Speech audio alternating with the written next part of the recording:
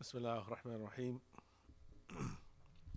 الحمد لله رب العالمين والصلاة والسلام على خاتم الأنبياء وسيد المرسلين نبينا محمد وعلى آله وصحابته أجمعين.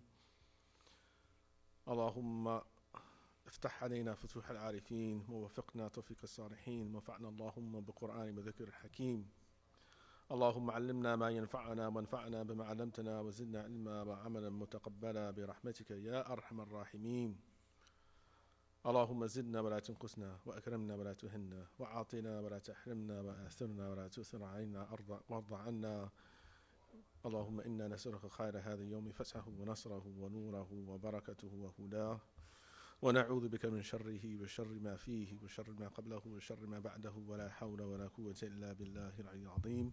سبحانك لا علم لنا إلا ما علمتنا إنك أنت العليم الحكيم. السلام عليكم ورحمة الله وبركاته.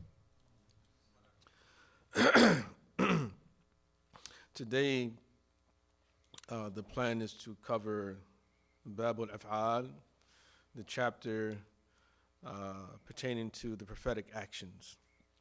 Even though he doesn't call them the prophetic actions, this fundamentally is what he is making a reference to, the prophetic actions. We had learned at the beginning that Usul al-Fiqh, or a standard definition, or one particular definition of Usul al-Fiqh, is معرفة دلائل الفقه الإجمالية وكيفية الاستفادة منها وحال المستفيد. It is the knowledge of the non-specific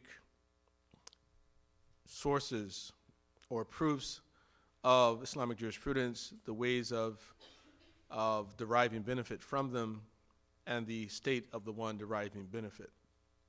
معرفة دلائل الفقه الإجمالية, knowing the non-specific proofs, the undetailed proofs of Islamic jurisprudence. And so Imam al-Juwayni, in this particular book, he begins with a particular definition of Usul al-Fiqh, and then he begins with the end in mind. He talks about the ahkam, the judgments, the judgments, regulatory judgments of Islam, and the behavioral judgments of Islam. And then we find in this particular book, Imam Juwayni's original book, which is the foundation of Imam Amrithi's, his poem, he doesn't have a chapter called the chapter of the Quran. And the same thing can be said about the Sunnah. He doesn't have a chapter called the chapter of the Sunnah. And it is as if the reason he did not have these particular chapters titled in that fashion was because it was already universally accepted that the Quran was an unquestionable source of the Islamic teachings, as well that the Sunnah of the Prophet ﷺ was the source, or was an unquestionable source of the Islamic teachings. Where Muslims differed was with regard to the interpretation of certain verses of the Quran, certain interpretation of certain hadith, or even the acceptance or the authenticity of certain hadith, or even the question of how to determine the Sunnah. What is the source of the Sunnah? That we have many scholars, which is common today, there's the assumption that the source of the Sunnah is through a report, what we call hadith. And this definitely was something which Imam al-Shafi'i himself, he himself emphasized the importance of it during his time, where he emphasized or declared that nothing should be placed before the hadith or the Sunnah of the Prophet ﷺ. And so for him, the hadith was the only source, true source of the Sunnah. Whereas other scholars believe that the source of the Sunnah can also be the living practice, which had survived from the time of the Prophet ﷺ.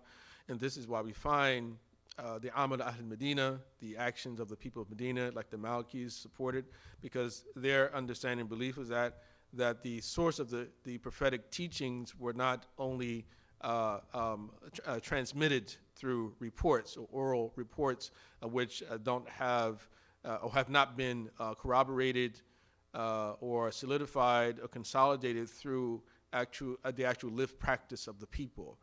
And so that was a very early understanding. It was not only the Amal Ahmadiyya, there was an argument, some were arguing for the issue of the people of Basra, the people of Mecca, they had an Amal as well. So those were particular claims which were not really taken seriously, but the Amal Ahmadiyya was taken seriously. And so Imam Juwaini not having a chapter called the chapter of the Sunnah, the chapter of the Quran, is as if he's in saying that there's no need to even speak about this because we've already come to accept that both of those are authoritative. And so what we need to only be concerned with is how to properly understand the different linguistic constructs which we find in those particular sources. So, because when we talk about the Sunnah itself, that the Sunnah in the amongst the scholars of Usul al-Fiqh, of Islamic legal theory, is a reference to things that have been transmitted about the Prophet alayhi salatu wasalam, qawlan wa fi'lan wa taqreeran, be they statements, actions, or authorizations of certain actions or statements. وَيَصْلَحُ أَنْ يَكُونَ أَصْلًا شَرْعِيًّا, and it is fit for being taken as a source of the Islamic teachings. So, because in Usul al-Fiqh, when we talk about the sources of fiqh, the sources of jurisprudence, a major question is what makes this, first and foremost, is it authoritative? And if it is authoritative, what is it that has made it authoritative? For instance, the Quran. Quran is authoritative. What makes the Quran authoritative? Those are some of the conversations that the scholars had. The Sunnah is authoritative. What makes the Sunnah authoritative? So those are extremely important issues. And this differs from the way that the scholars of fiqh define Sunnah, and that for the scholars of fiqh, since their particular job is to determine or to take the rules of the scholars of Usul al-Fiqh and to apply those rules to particular incidents and to specific texts of the Quran, of the Sunnah, and incidents themselves, based upon while utilizing the tools given to them by the scholars of Usul al-Fiqh and arriving at the ahkam, at the shar'iyya and amaliyya, arriving at the judgments that apply to human action, or the scriptural judgments that apply to human actions. So they want to know if something is compulsory, something is disliked, something is neutral, something which happens to be unlawful. So those are their concerns. So when they think of Sunnah, when they talk about Sunnah, just like last week when you said that if you're reading in a Hanafi book and they say, for instance, muhkam and mutashabih, they don't necessarily mean the same thing that the other scholars in the other schools are what they mean by it. And so similarly, if you're studying a book of fiqh and they say Sunnah, it will be different, generally speaking, than the way that a scholar would be utilizing the same term in Usul al-Fiqh, and different than the way that a scholar would be using Sunnah in the book of Hadith, right? Because they have three different definitions of the same term. And so for the scholars of fiqh, they're concerned with that. So Sunnah for them fundamentally is just something which is recommended, which is it's not compulsory. There's no sin, generally speaking, and not fulfilling that particular action. There's reward in doing the particular action. That's how they define it. The scholars of hadith, that a sunnah is synonymous with hadith itself. It is a report about the Prophet ﷺ. And so for them, that's why when they include in their definition of sunnah the Prophet's physical and behavioral idiosyncrasies, his actions, the way the Prophet looked is a sunnah for the scholars of hadith, right? The sunnah of the Prophet ﷺ, in the way that his hair looked, the way that his face looked, the way that you understand, that's the way that they dealt with hadith, because their fundamental purpose was to authenticate things that were reported about the Prophet alayhi salatu wasalam. So when Imam Juwaini says Babu Af'al, he said, listen, this is really what we're concerned with. It's like because we're looking for Sunnah as a source of the Islamic teachings, So we look at the actions of the Prophet alayhi salatu wasalam. A later chapter he called the book of the akhbar, of the reports. So this is dealing with the Prophet's actions, others dealing with statements, right, made by the Prophet ﷺ and others, and the different degrees of strength. So that's another chapter we'll deal with later. So he begins with the issue of the actions of the Prophet ﷺ, So in Usul al-Fiqh, when we talk about the Sunnah, that the Sunnah has three different functions, I guess we would say. Three different functions. That we have the Sunnah, we call Sunnah al-Mufassira, which is the interpretative Sunnah, or the Sunnah which explains things that have not been explained. Like, for instance, a verse in the Quran may say something like, it says, وَأَقِيمُوا الصَّلَاةَ, and establish the prayer. Now, there are verses throughout the Quran that talk about ruku' and sujood, right? But it never describes exactly how ruku' is supposed to be done, how sujood is supposed to be done, whether or not whether you can just do sajda on your forehead, or do you have to put your forehead and your nose? Does it include your hands and your knees and your feet? It doesn't explain that. But the Sunnah comes and explains to us exactly how that is to be done. And so the Sunnah is mufassira at times. Sometimes it's explanatory, the explanatory Sunnah. Yeah. So in that sense, that's one function of the Sunnah. Then we have what's called a Sunnah al-Mu'akkida,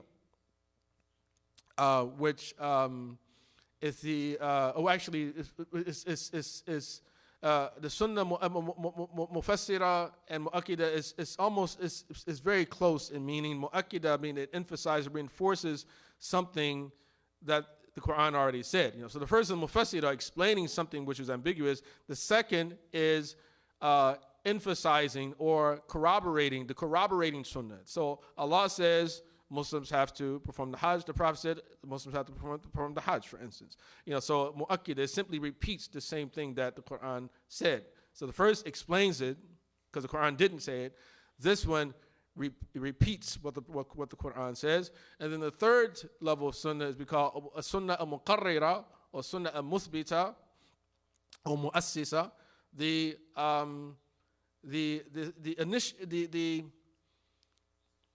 I guess we can say the sort of the creative Sunnah, the Sunnah the legislative Sunnah, we'll say. The legislative Sunnah, in that the Quran is silent about something, but then the Sunnah comes and introduces a ruling which the Quran does not have anything to say about. Like, for instance, in Surah An-Nisa, Allah subhanahu wa ta'ala, He gives us a list of women which are unlawful in marriage, and then at the end of this number of verses, He says, وَأُحِلَّ لَكُم مَا وَرَاءَ ذَلِكُمْ, right?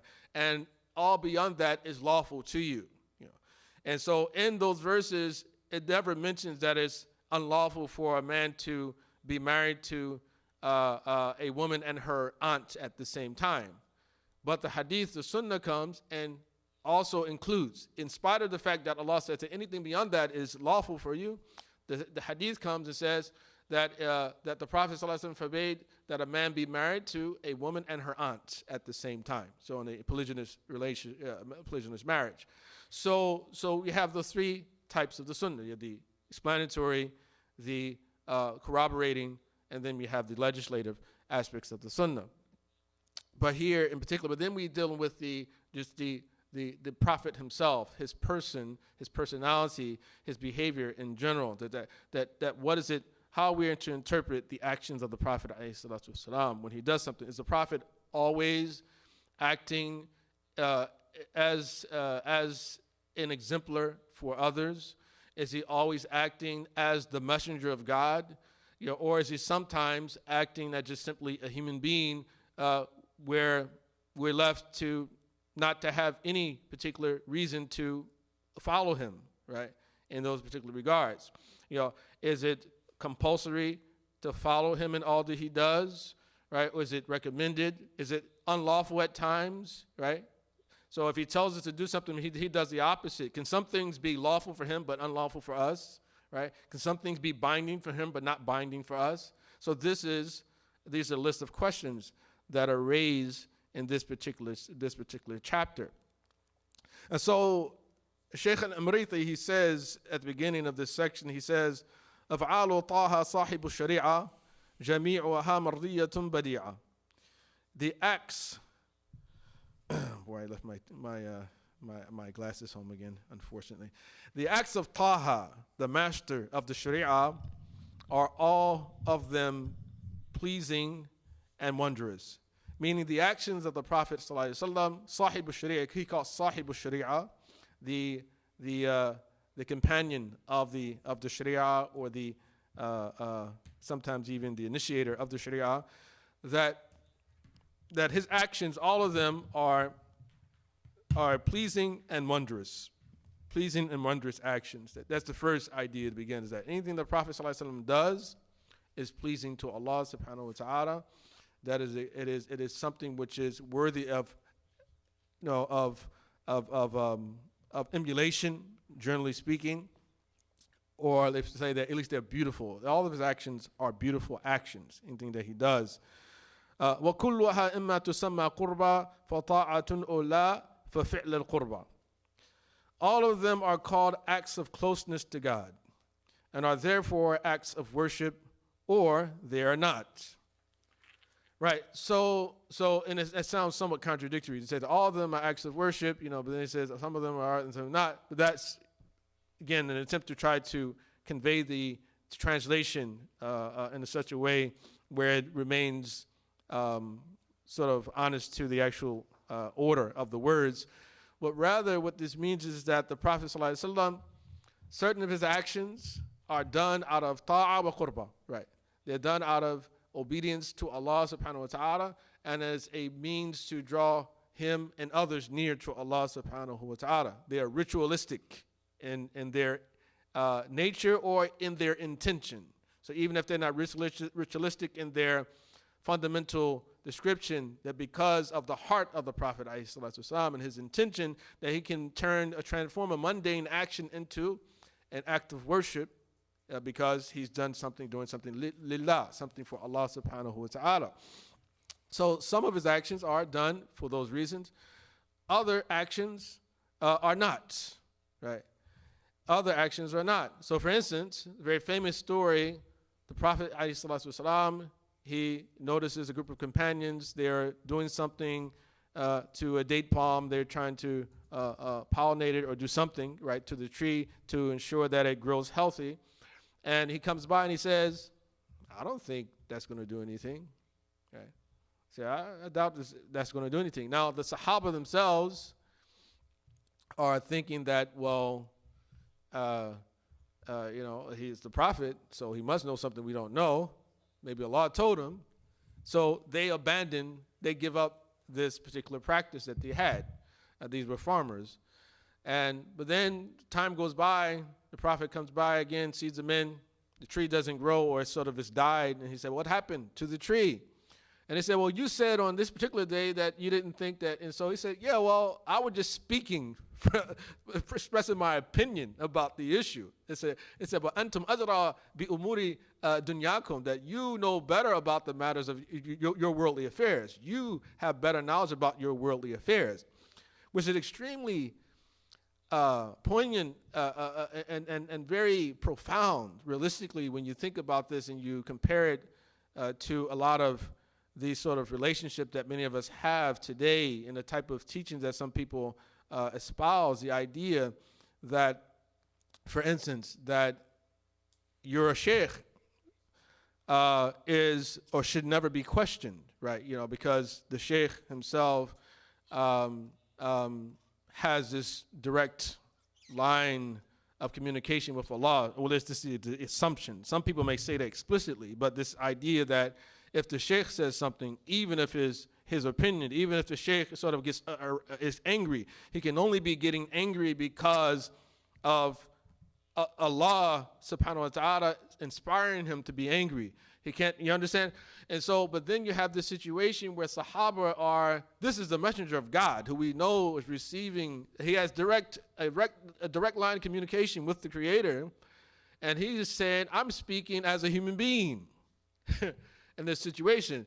It's okay for you to challenge me. I was just giving you my opinion. You know best. You are the authorities on this issue, you see.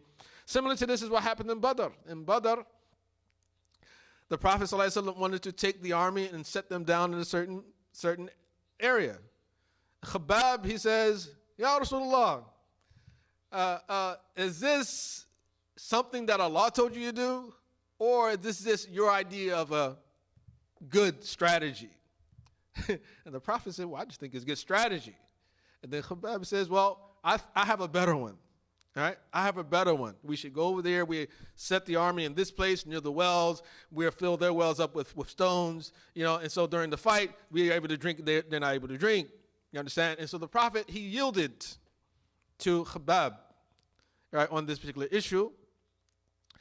And so here, again, it's like the Prophet ﷺ, sometimes he's speaking as a person. But at other times, he's speaking as the messenger of Allah sallallahu alaihi wasallam. You see, and so if the Prophet sallallahu alaihi wasallam can potentially make an error, right, in strategy or some other thing, then our scholars as well can do the same. So we have, and I just say this not to be disrespectful to scholars, because I'm hoping that I'm included among those the learning community, But it's just that we need to humanize the scholars as well. We have to humanize. Remember that there's a difference between being an heir of the Prophet and being the Prophet. Right? There's a difference between the two. That the ulama'u warathatul anbiya, that the scholars are the heirs of the prophets, but they're not prophets. You see, and so we don't have the guarantee that if we make a mistake, that Allah is going to send an angel to us, right, and say, hey, you got to change that, right? We don't have those type of, we don't have that type level of relationship, you see. And then with this in mind, again, when we read things from scholars from the past as well, sometimes we run into things that really trouble us. And we're like, oh my God, how could he possibly say that?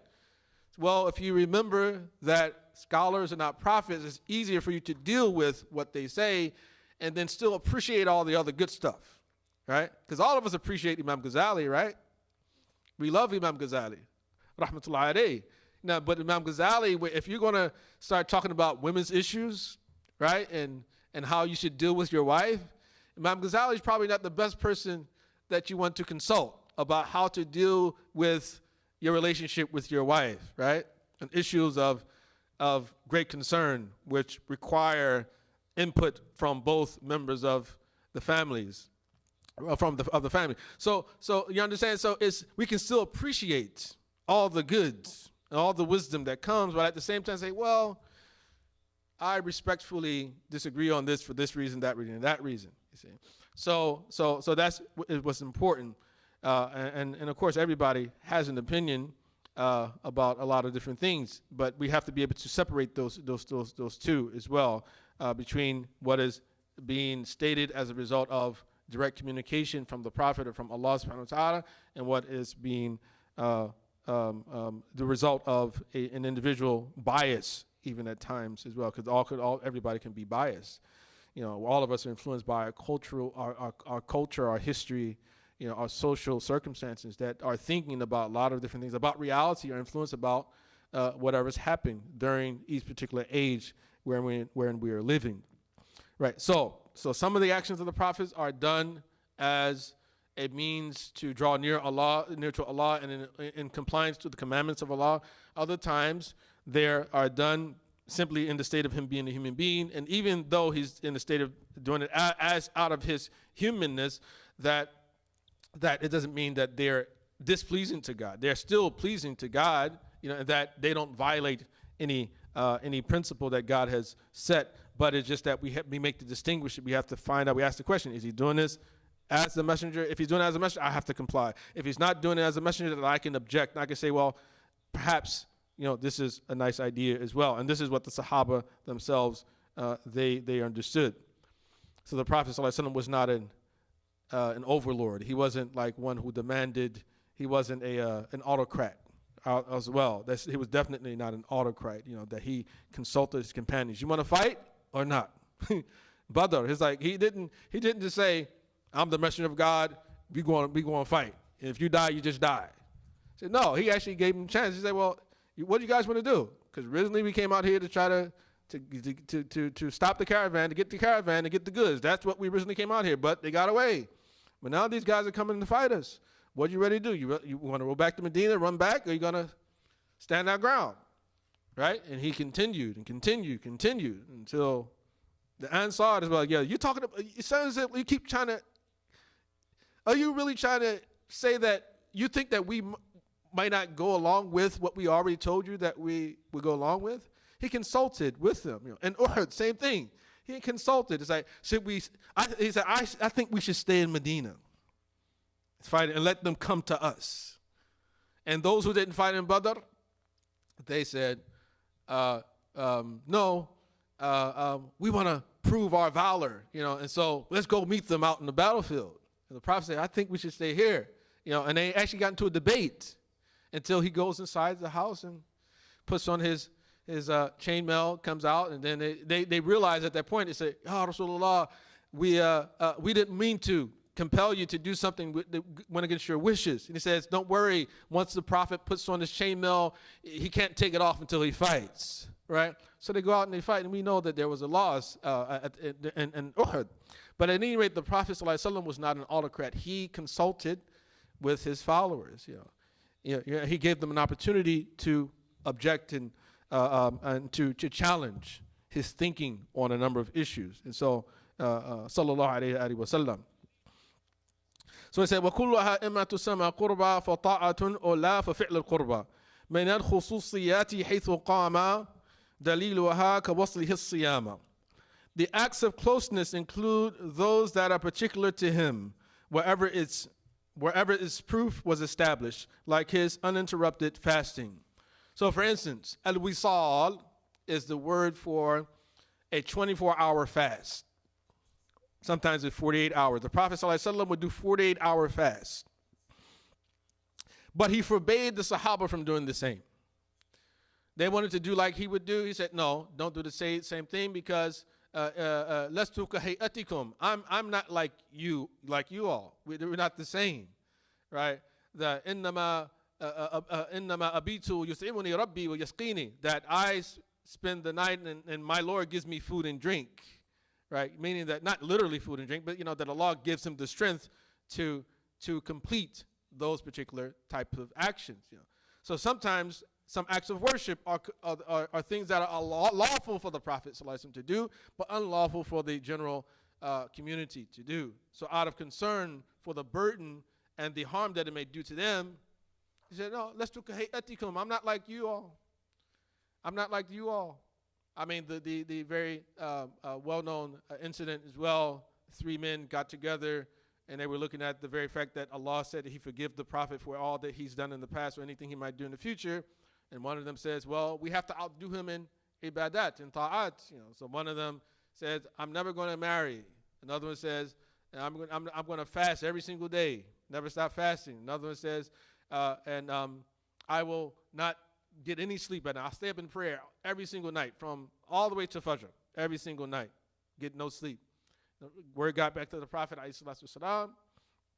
They said to them, you said this, you said this, you said that, but I fast and sometimes I don't fast. I sometimes I stand up for tahajjud and sometimes I sleep, right? Part of the night. Part of the night I'm awake, part of the night I'm asleep. وَأَتَزَوَّجُ النِّسَاء. And I also get married to women, right? فَمَنْ رَغِبَ عَنْ سُنَّتِي فَلَيْسَ مِنِّي. So whoever despises my sunnah or desires away from my sunnah is not one of me. You're not one of me. So here it says, let's do kahayatikum. I'm not like you. We're not the same, right? My state is not like your state, you see. And so that's one thing we definitely have to remember about the Prophet ﷺ, that his state.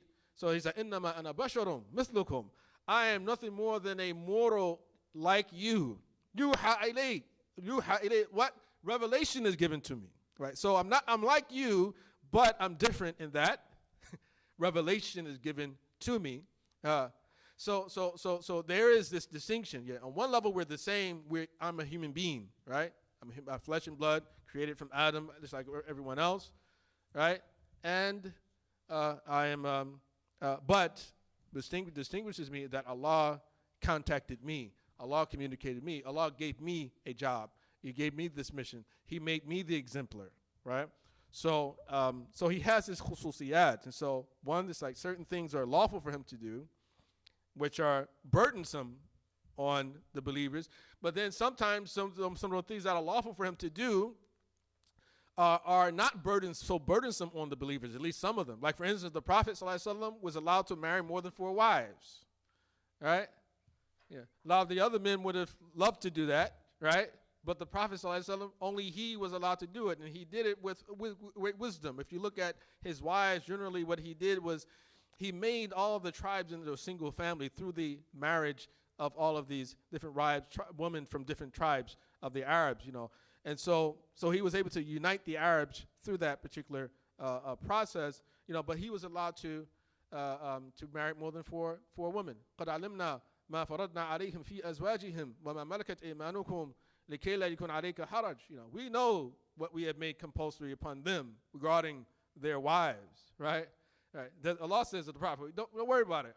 I already know. I told them only 4, but you don't worry. You see, so that's Quranic. So the Prophet ﷺ sometimes, so we can't assume that just because we find a hadith where the Prophet did something that we can do it, right? Yeah, because sometimes it may be a special allowance that he's been given. Some even claim that Salatul Tahajjud was compulsory for the Prophet. Right? There's a lot of scholars who say that. And then he says, وَحَيْثُ لَمْ يَقُمْ دَلِيلُهَا وَجَبْ وَقِيلَ مَوْقُوفٌ وَقِيلَ مُسْتَحَبٌ. And where there is no such proof, then it is incumbent, or it is said suspended or recommended. That is to say that if there is no proof that a particular action done by the Prophet ﷺ is something particular for him, particularly lawful or particularly unlawful for him, or recommended and not recommended for others, then the presumption will be, according to one opinion, that all actions done by the Prophet are compulsory for Muslims to do, right? That's one opinion. Another opinion is that they're recommended, that all actions done by the Prophet outside of those that are particular for him are recommended for the Muslims to do. And then a third opinion is that we don't know. We take no position on the issue. Neutrality. We don't know. It could be compulsory, it could be recommended. So you have those 3 different opinions about the issue. So some scholars would say the Prophet didn't, even if he didn't say you have to do it, if he simply know he did it, you have to do it. Others say no, if you know you did it, it's recommended. There's reward in doing it. Then others saying, listen, we don't say anything. I don't know. It could be this, or it could be that. You make up your own mind on the issue. And so that's what he means. وَقِيلَ مَوْقُوفٌ وَقِيلَ مُسْتَحَبٌ. It's the mawquf, I mean the position of neutrality, as opposed to the position of recommendation or obligation. في حقه وفي حقه وحقنا وأما ما لم يكن بقربة يسمى فإنه في حقه مباح وفعله أيضا لنا يباح. So, and where there is no such proof, then it is incumbent, or it is said suspended or recommended, with respect to him and to us. Respect to him and to us. As for what cannot be called an act of closeness, then it is permissible for him, and doing it for us is likewise permissible. Right.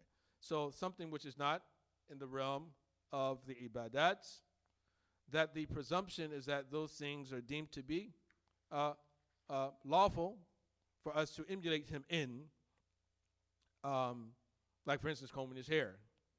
It's a sunnah to comb his hair and start from the right side and go to the left. He would do everything from the right to the left. And so scholars generally say that's from his sunnah, and actually that's a mustahab. Like we do things from the right. كان رسول الله صلى الله عليه وسلم يحب التيامن في ترجله وفي أكله وفي شربه وفي شأنه كله. That he's combing his hair, eating, drinking, and all things that he did. Put on his shoe, sandal on the right before the left, his shirt on the right before the left. That those are things that he had the tendency to do. But then he says, وَإِنْ أَقَرَّ قَوْلَ غَيْرِهِ جُعِلْ كَقَوْلِهِ كَذَاكَ فِعْلٌ قَدْ فُعِلْ. And if he gave his consent to the saying of someone else, then it becomes like his own statement. Like, so if a companion did something in the presence of the Prophet ﷺ, and the Prophet ﷺ, he praised the action or authorized it. He did something indicative of his satisfaction with that particular action, then it itself is taken as being a sunnah of the Prophet sallallahu alaihi wasallam. Because he doesn't approve of or condone sin in regard to certain people. So, for instance, the story of Rabbana lakal hamd. Y'all know the story of Rabbana lakal hamd? All of them? Everybody? Some of you? Most of you? Well, the story is that one particular companion was running late for the prayer. And the Prophet ﷺ, when he was raising up from ruku', he said, Sami Allahu liman hamida. When the Sahabi enters the masjid, he realizes that the prayer is not over. So he says, no, I'm sorry, that was a different story. I'll come back to that one, inshallah. But this one about the Rabbana al-Hamd, this particular instance about Hamdan Kathiran Tayyiban Mubarakan Fi. This is what I'm thinking of. That the Prophet ﷺ, Sami Allahu liman hamida, Rabbana lakal hamd. And then one of the companions says, Hamdan Kathiran Tayyiban Mubarakan Fi. Right? And after the prayer, the Prophet ﷺ tells the companion, or he calls this, who is it who said this? And so the companion raises his hand, me, O Rasulullah. And then he said, I saw over 30 angels rushing to see who will be the first to write that down. But the story of not Rabbana lakal hamd, the story of Sami Allahu liman hamida, right? This is what I really was thinking of. So this is one. So here the Prophet approves of the man's adding Hamdan Kathiran Tayyiban Mubarakan Fi after Rabbana lakal hamd in the prayer. But with Sami Allahu liman hamida, where does that come from? That comes from the very fact that this companion was on his way to the masjid. He was running late, was fearful that he missed the prayer. He enters to the masjid, sees that the Prophet and the companions are there, and when he walks in, he says, Alhamdulillah. Okay. Alhamdulillah. And then the angel Jibreel alayhi salam comes and he says to the Prophet, say, Sami Allahu liman hamida. So the Prophet was in ruku', and then he starts to rise up ruku', and he says, Sami Allahu liman hamida. Allah has heard the one who's praised him, right? So this is where that comes from. It comes from the Prophet's approval of this particular man's action, right? So if something is done in his presence and he approves of it, then it is taken as considered to be a sunnah. It is considered to be a sunnah of the Prophet sallallahu alaihi wasallam. And then he says, likewise, an act performed for someone else, which he consented to, becomes like his own act. So, for instance, what they mean by this is that, let's say, an action that was done not in his presence, something that was done somewhere else, and then word got back to him that this was actually performed. An example of this would be the story of two companions. They were on a journey one night. They camped out. It was too dark for them to determine, the direction of the Qibla. They couldn't see the stars for some reason. Perhaps, whatever. For some reason, they couldn't see the stars to determine the proper direction of the Qibla. Now, but each of them felt that it was their obligation, individual obligation, to work to determine where the Qibla is. So one of them said, okay, well, we'll do this. You pray in the direction you want to, and I'll pray in our particular direction. We'll draw a line indicative of the direction we prayed. So when the sun comes out, we'll see who actually was more correct. So they did that. They prayed. They came back to the Prophet ﷺ and told him about this, because they wanted to know if they needed to pray over. So the verse was revealed. وَلِلَّهِ الْمَشْرِقُ وَالْمَغْرِبُ فَإِنَّمَا تُوَلُّوا فَثَمَّ وَجْهُ اللَّهِ. To Allah belongs the east and the west. Wherever you may turn your face, there is God's. Wherever you may turn, there is Allah's face, or there's Allah's direction. Of course, metaphorically. But here, is an approval, and not even from the Prophet, but actually from Allah subhanahu wa ta'ala, of their actions. So they didn't have to pray over, right? So basically, they did what was compulsory for them, which was actually doing ijtihad to determine what the qibla might be. And so the verse comes in actually corroborates the soundness of what they had done, and did not make it an obligation for them to repeat their prayers. وَإِنْ قَرَّ قَوْلَ غَيْرِهِ جُعِلْ كَقَوْلِهِ كَذَاكَ فِعْلٌ قَدْ فُعِلْ. And then lastly, وَمَا جَرَى فِي عَصْرِهِ ثُمَّ اطَّلَعَ عَلَيْهِ إِنْ أَقَرَّهُ فَلْيُتَّبَعْ. And then that which happened at his time and he became aware of, if he gave his consent to it, then it is to be followed. Right. So pretty much the same issue that was alluded to just a little while ago. Now, the issue of the af'al, or the actions of the Prophet, extremely important for more than one reason. That when we think about the very fact that it was around the 17th, 18th century and beyond where the West started its true ascendancy above the Muslims. And in the midst of this ascendancy, this political ascendancy, military, economic ascendancy, the Muslims started to wrestle with the questions of why they're losing ground, why they're being defeated.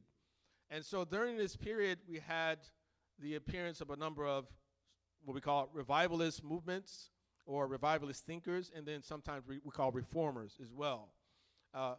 And one thing that was common among the critique or the justification or the explanation for why Muslims had become so weak in the face of the Western rise to power, that one of the consistent arguments that many of them, not all of them, but many of them had made was that one of the things that led to the Muslims' downfall was taqleed.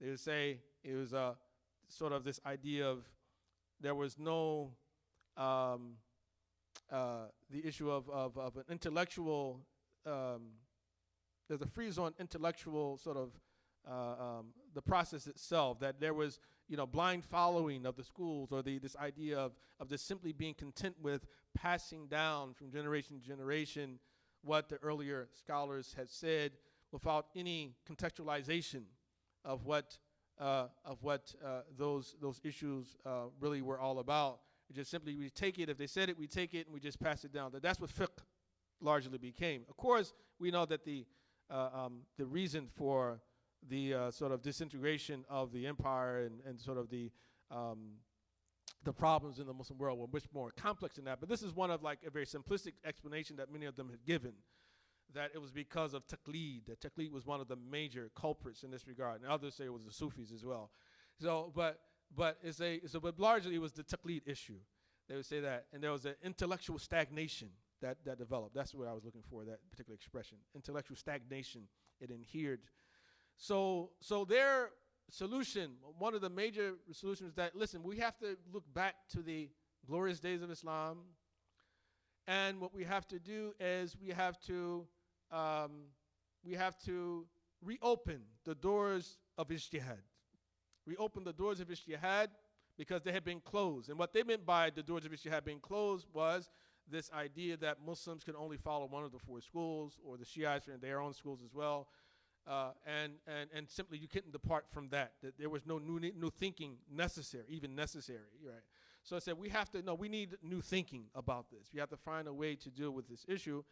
And most importantly, we have to restore the importance of the role of the Prophet ﷺ in the lives of the Muslims. We have to restore that, because when Islam becomes only about what's mentioned in the law books, then, people will confuse true Islam from that which, really realistically just simply a historical development later in the history of Islam, of the development of these schools and the different opinions that come out of that. The true Islam for them is what the Prophet is, the Sunnah of the Prophet. The Quran is the Sunnah of the Prophet. That is what the foundation of Islam, because our true teachings come from Allah and come from His Messenger. And I think that there's no reason for us to disagree with that. However, one of the problems fundamentally, I think, that happened in this new type of thinking was that instead of equating the Sunnah with the actions or the prophetic standard in terms of his behavior and the way that he dealt with situations, that they equated the Sunnah with the Hadith itself, with the reports about what the Prophet ﷺ said. So there was more emphasis on what he said than what he actually did. And that in itself still fundamentally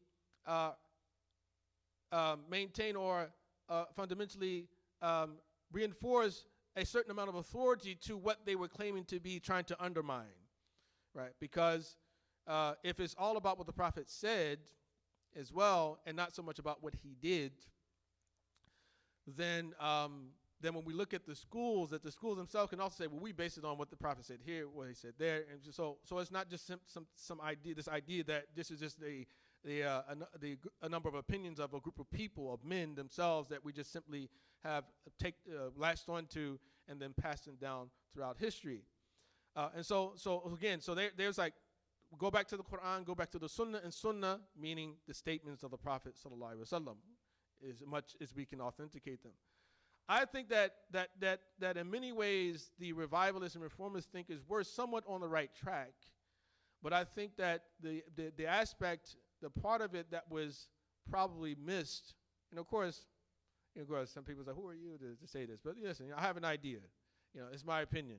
And so let Allah decide, who's worthy, whose opinion is worthy of being taken as a serious opinion or not. But at any rate, I believe that the mistake was that fundamental mistake was to focus only on the words of the Prophet sallallahu alaihi wasallam.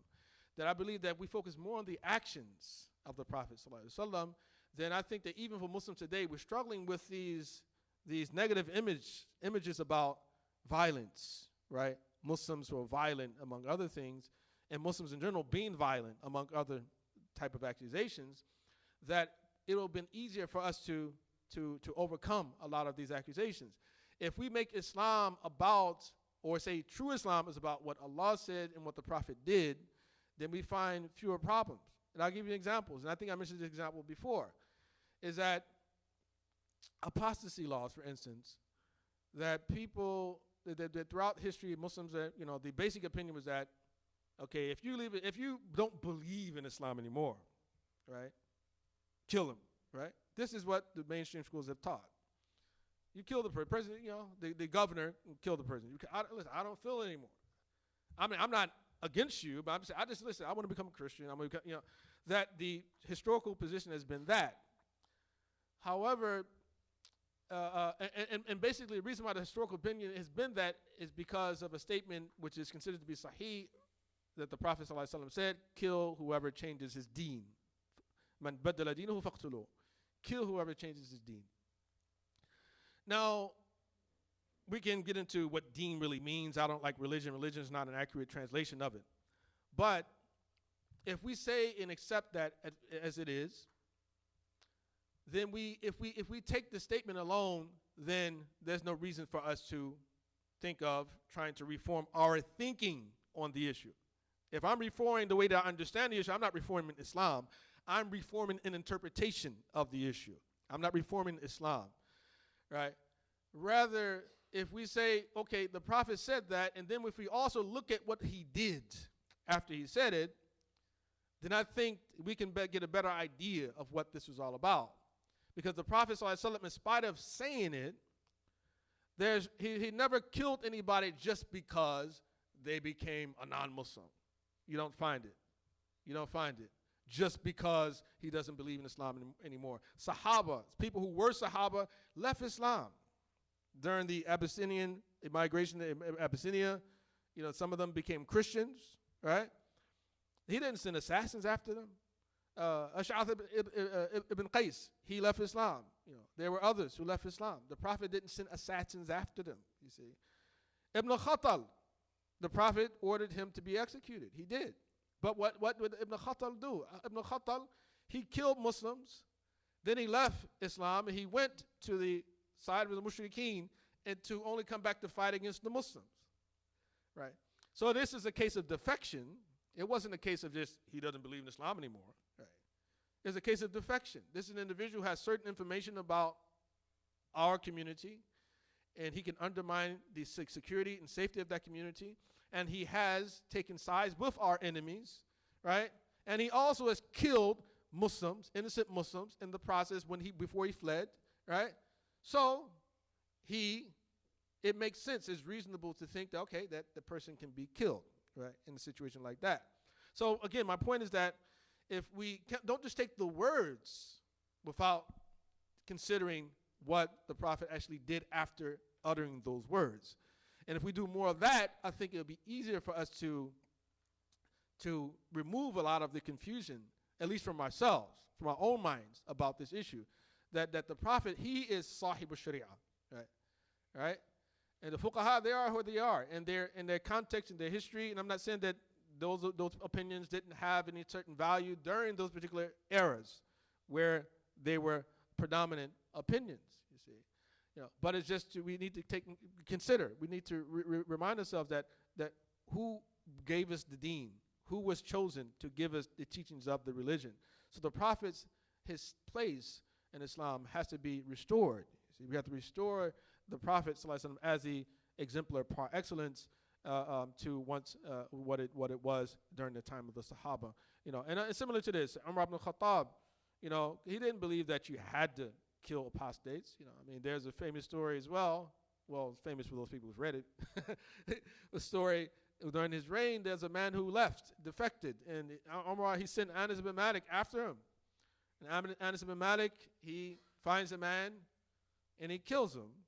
Then he comes back, and Umar, he says to him, radiallahu anhu, he says to him, "What did you do?" He said, "What do you think I did?" I killed him.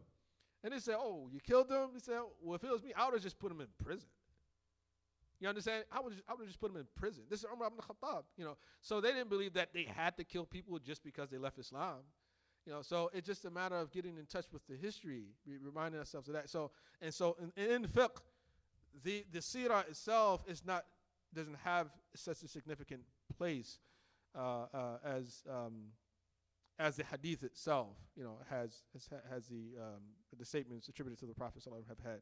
So hopefully that helps us to understand. And then one last thing before I open up is so the scholars have differed. Scholars of Usul al-Fiqh actually have differed about what it should be preferred when you find contradiction, conflict. If the Prophet says something and then his action conflicted with the statement itself. Some say, well, you should go with his actions. Some say you should go with his statements. You see. Now, what Muslims have done most of our history is we've gone with the statements, based upon the idea that you do as I say, not as I do. But there is a place for us to think about. We can do what he says, but at the same time, reflect on what he did. Right? You find problematic verses, verses which is deemed to be problematic in the Quran. It's like, for instance, hit, and then hit them. It's like, what the Prophet ﷺ, what did he do or not do in that regard? The hadith of muru abna'akum lis-salati bi-sab', li-sab', muru abna'akum bis-salati li-sab', the order your children, your sons to pray when they're 7, وَضْرِبُوهُمْ عَلَيْهَا لِعَشَرٍ, and hit them when they're 10. Right? Hit them for when they're 10. The hadith is attributed to the Prophet ﷺ. But what did he do in that regard? You see, how did لَا يَضْرِبُ خِيَارُكُمْ, the best of you, they don't hit. That is a statement attributed to him as well. Right? And look at his actions. So his example has to have a more important role in our lives as Muslims, as opposed to us become hyper legalists. The books of fiqh say this, and so we just do that. The ulama said this, we just listen to what the ulama say. No. It has to be something else involved here as well, especially when it comes to something as serious as causing some major violence to a person. So, inshallah, hopefully there's some benefit that comes to that. And is there any questions? And I'm open for them right now. Wa sallallahu ala sayyidina Muhammad wa alihi wa sahbihi wa sallam. Now.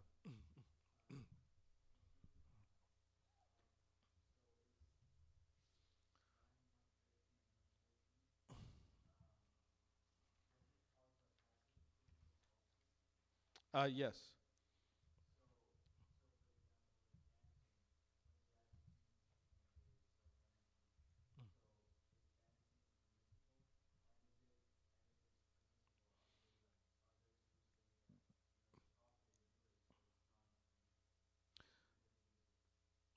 The there's a statement amongst the mystics that sayyi'atu abrar, hasanatu abrar, sayyi'atu muqarrabin, that the good deeds of the righteous are the bad deeds of those who are drawn near to God. And so the Prophet ﷺ, because of his maqam, his station, like for instance, the Prophet ﷺ wasn't a poet. He didn't quote poetry. He didn't make poetry. But he didn't have a problem with people doing poetry. Hassan ibn Thabit, as you know, one of the most famous poets who would write in defense of the Prophet ﷺ. But he wasn't himself a poet, because his maqam as the Prophet ﷺ, it was such a serious station that it not allow for him to do things that normal people would do. But that in itself doesn't mean that they're sinful. And so in fact, if he himself didn't say they were sinful, they're not sinful. And so yes, dancing as well is lawful. If there's no text that said dancing is unlawful, there's nothing wrong with dancing. Now, of course, there's a problem with dancing in certain contexts, as we know, and with certain people and in certain places, right? But dancing as a general principle, simply dance. There's a story of Abdullah ibn Ahmad ibn Hanbal, radiallahu anhuma, that once he actually came across his father. He caught his father dancing. And Imam Ahmad ibn Hanbal was known as a very conservative faqih, a muhaddith, scholar of hadith and fiqh, according to, of course, the latter-day scholars. Some of the earlier scholars didn't consider him to be a faqih, like Imam al-Tabari didn't consider him to be a faqih. But at any rate, he was very conservative. But his son talks about, I saw my father dance before. And so if there's anyone who would have probably been against dancing, it would have been Imam Ahmed, who is said to have memorized about 1 million hadith. And so he had a very expansive knowledge of the Sunnah, you see. So, and he was known to be a very righteous man. He's called Imam Ahl Sunnah not only because of memorizing so many hadith, but because of his stance during the time of the mihna, his position, the Inquisition itself. That he stood firm, and he was. So no one can ever claim that he wasn't a religious man, a God-conscious man. That when people were being killed, were being threatened with death if they didn't say the Quran was created, he stood up and said, "No, I'm not going to say it. You tell me a hadith. Well, the Prophet ﷺ said it. You tell me a verse in the Quran. Well, Allah said it, then I'll say it today." But no. He was spent 15 years in prison, because he refused to say something as simple as that. Something is, today we kind of say something as stupid as that. That's the way we see it today. But for the people back then, they were serious about religion. So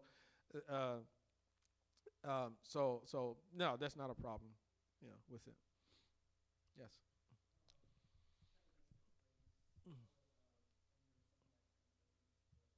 Mm-hmm. Right. Well, of course, there's this disagreement about it. Some of the scholars say that you would go with his actions as opposed to his statements, and some say you go with his statements instead of his actions. It's ultimately something we can't really resolve,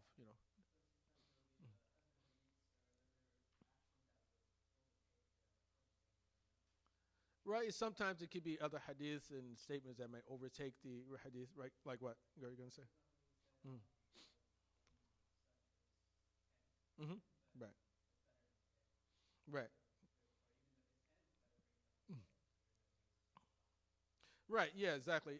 But the point is not to say that it's haram to hit your child. That's not the point. The point is just that when we're weighing things on the level of better, good and better, or fine, good, better,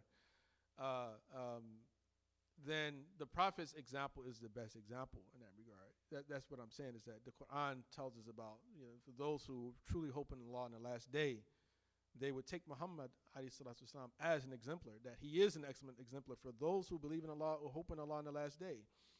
And so if you're a forgiving person, then you can be forgiving as well. If he's tolerant, we can be tolerant.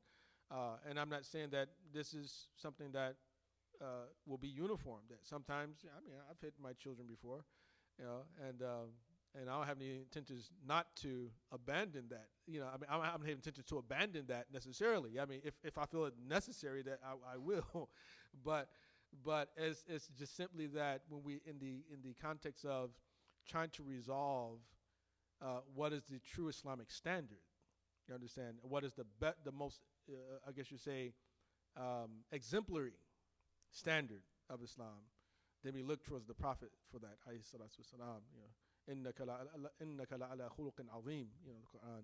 He's upon a very magnificent ethos, and so that's fundamentally what I'm just saying is that there.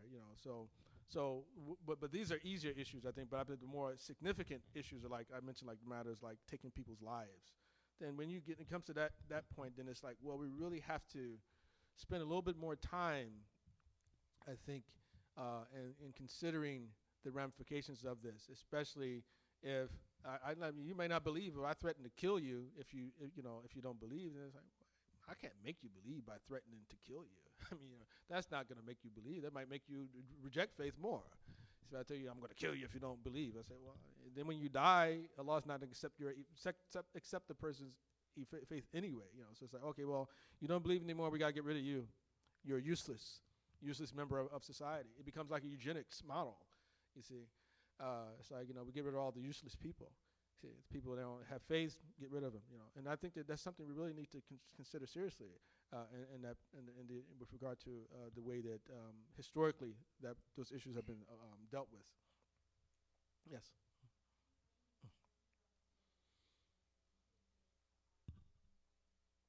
تقريرا. Yeah. Or إقرارا. تقرارا or إقرارا. Yeah. Yes.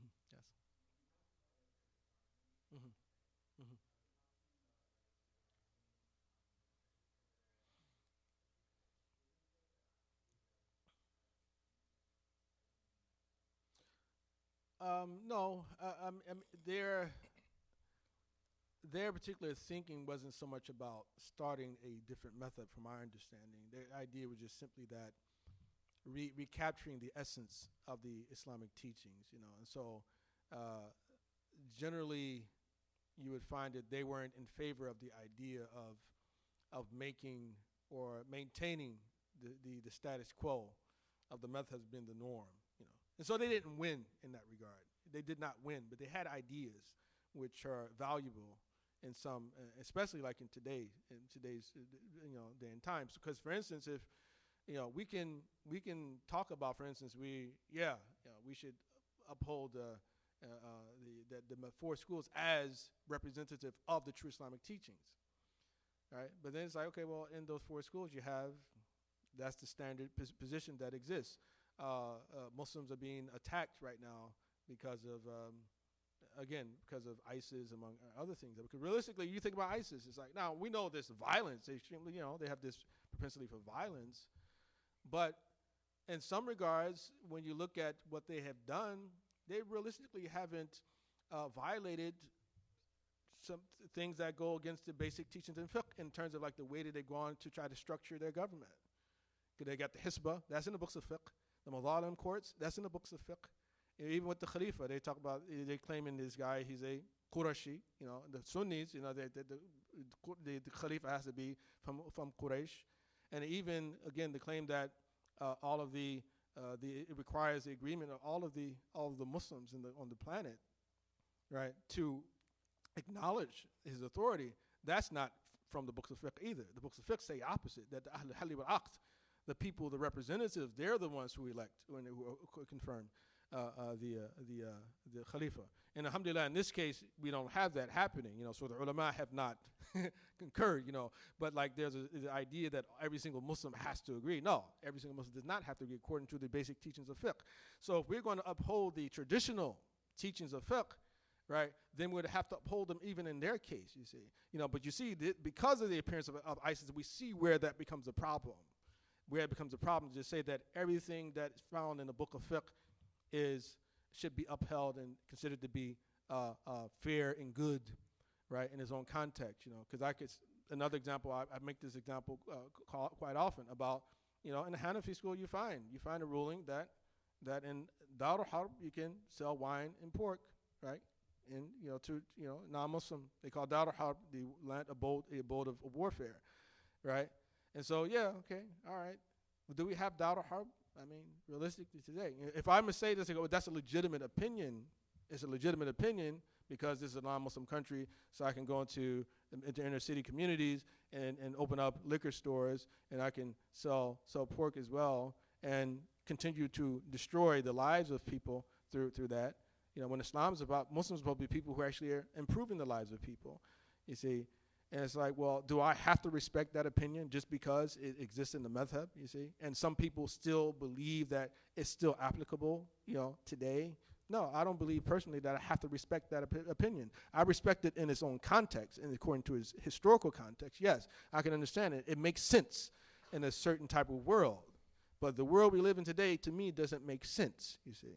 And so we do have to be very, we have to be careful, deliberate, but we have to be introspective as well. How is that particular action going to influence the image of Islam and the Muslims in those communities as well?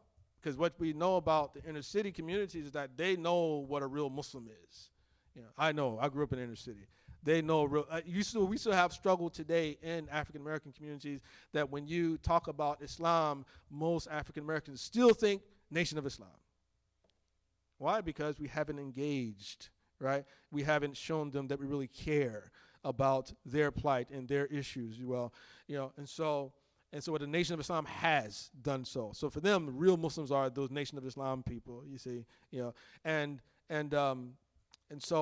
so when you come into the community and you start selling them wine, when they know the nation's like, no, Muslims don't sell wine, Muslims don't drink wine, Muslims don't eat pork, right? And they say, oh, okay, so they tell me poison and they don't care about me, right? These are people who don't care about me, and especially if you're not African American, So it's like you're coming from a different country and you come in there, there's already stigma about you in the country, and then you do that on top of it, so you're losing battle with the mainstream culture, and then you're going to continue to lose the battle even more with the non-mainstream culture until you won't have any allies at the end of the day, you see. And this is one of the major problems that I believe we're having right now. Mm-hmm.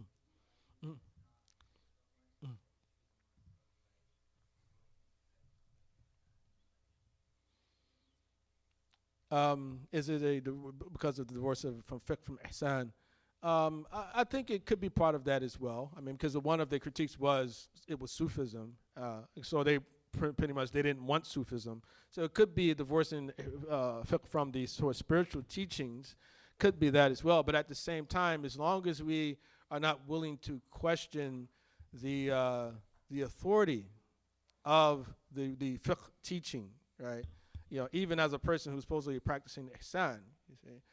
I've still run into the same problem, because if I am glorifying the traditional teaching in school and saying that all of them are valid, all of them have value, all of them are good, right? Regardless of the context, right? Then my ihsaan doesn't have any influence. Because a lot of people who practice ihsaan, I remember when I wrote my article years ago, my essay about apostasy laws, a lot of the same people who were members of Sufi orders, they were against it. They didn't like it. They were telling me that I was going against the tradition. I can contravene the consensus of the scholars. These are people of ihsaan, right, who were telling me this. Now a lot of them today have changed their position, in light of, again, what they're seeing, the results of it, and they're agreeing with my position, more than agreeing with my position on that particular issue. So I don't necessarily think it's so much about divorcing jurisprudence from the spiritual teachings. I just think that it's just us. It's not so much a crisis of faith; it's a crisis, like Sheikh Hamza would say, it's a crisis of knowledge, a crisis of understanding, realistically, that we have right now. And then a lot of it's courage too. It's a lot of people know there's something wrong, but don't have the courage to even question the issue. Now, some people will question and they'll do research, and that's what we want people to do, to search and try to see that there's a way to reconcile this, as opposed to just simply questioning it and then say, "Oh, I don't believe it." No, I don't think that's the good way to go about it. To say, "I question it, I just reject it, don't accept it altogether." But you have to explain why as well. Why don't you accept it? And that's what I try to do often. If I reject an older teaching, then I try to explain why I feel that it should be abandoned. Yes, sir. Can I take a couple from? Yes, sir. Go ahead. Sorry. Let's see here. I read in a book that Sayyid Jalaluddin Rumi fasted 3 days without breaking his fast. Also, Shams. Is this true? If it is, what could be their ground for doing this?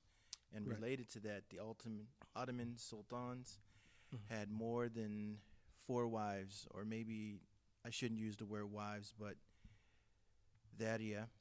Could he explain how this is possible, maybe more in general? And then the last question was, you mentioned that when the Prophet sallallahu alaihi wasallam approves an action, that action becomes recommended. What if the Prophet sallallahu alaihi wasallam didn't approve nor disapprove it? Right. Okay, so I missed about 3 or 4 questions. I mean, the first issue about Jalaluddin Rumi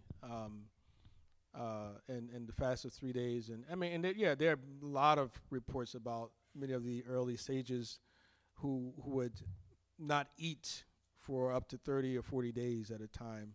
I mean, some of it could be hyperbole, but there definitely are those reports, and those particular reports, even like Imam Ghazali mentions it in his Ihya al-Madin, he talks about how these reports are not to be, or these particular practices are not to be taken as exemplary practices, but they do show a type of strength, a spiritual strength that many of these people had.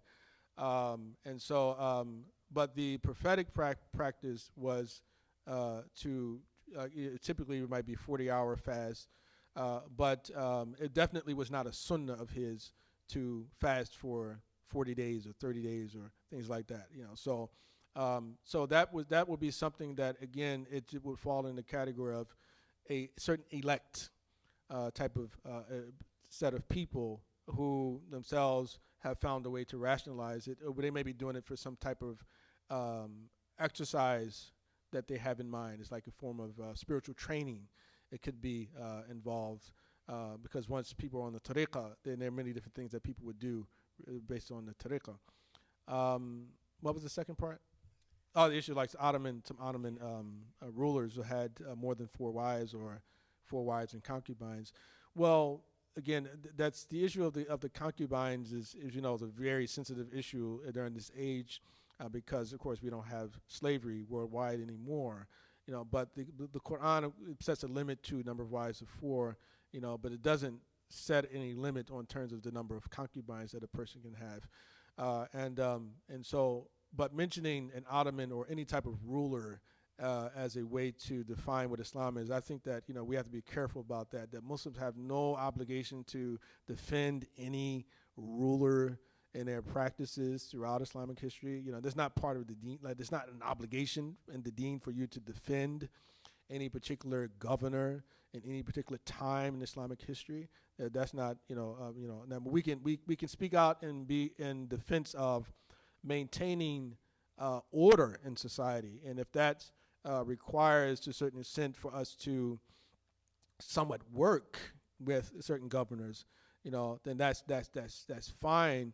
But the idea that we have to praise them and we have to take them as people that we are supposed to be emulating, I think that there's no really strong basis for that idea. So that's as much I want to say about that for right now. And the other parts were what? Yeah. The last one was, you mentioned that when the Prophet sallallahu alaihi wasallam approves an action, that action becomes recommended. What if the Prophet sallallahu alaihi wasallam didn't approve nor disapprove it? Right. If he does not approve, if he neither approves nor disapproves, then it's generally taken as just it's permissible, that it's lawful for a person to do it without recommendation. But when he praises an action, then it's taken as a recommendation. But when he just simply silent, then it's just taken as is a sunnah of his, or that meaning simply that it's lawful for one to do so. He didn't say it was bad, it was wrong, but just simply that it's okay. Like, for instance, one particular occasion, a companion came to the masjid a little bit late. He didn't get a time to pray his 2 rakats of Fajr, the voluntary units before the 2 compulsory units. He came into the masjid, found them praying, and he prayed along with them. And then after the prayer, he prayed the two voluntary units after the compulsory units, which is generally considered to be disliked. In the hadith, the Prophet come and asked him, what are you doing? What were you praying? And he told him, I missed, the two before. And then he was silent and didn't say anything else. But we can tell that the fact that he asked him was somewhat of a sign of disapproval, but the fact that he didn't tell him don't do it again was taken as a sign that if you happen to miss it, then you can make it up afterwards. Yeah. And that was the last part? Yes, sir. Okay. All right. So is time up or no? Yes, Yeah, sir. I think it looks like time's up. You had a question, Yusuf? All right. So alhamdulillah, I appreciate everybody coming out and being tolerant of my insolence. MashaAllah. Alhamdulillah. Wa sallallahu ala sayyidina Muhammad wa alihi wa sahbihi wa sallam. وسبحانك اللهم وبحمدك أشهد أن لا إله إلا أنت أستغفرك وأتوب إليك والعصر إن الإنسان لفي خسر إلا الذين آمنوا وعملوا الصالحات وتواصوا بالحق وتواصوا بالصبر وسبحان ربك رب العزة عما يصفون والسلام على المرسلين والحمد لله رب العالمين آمين. السلام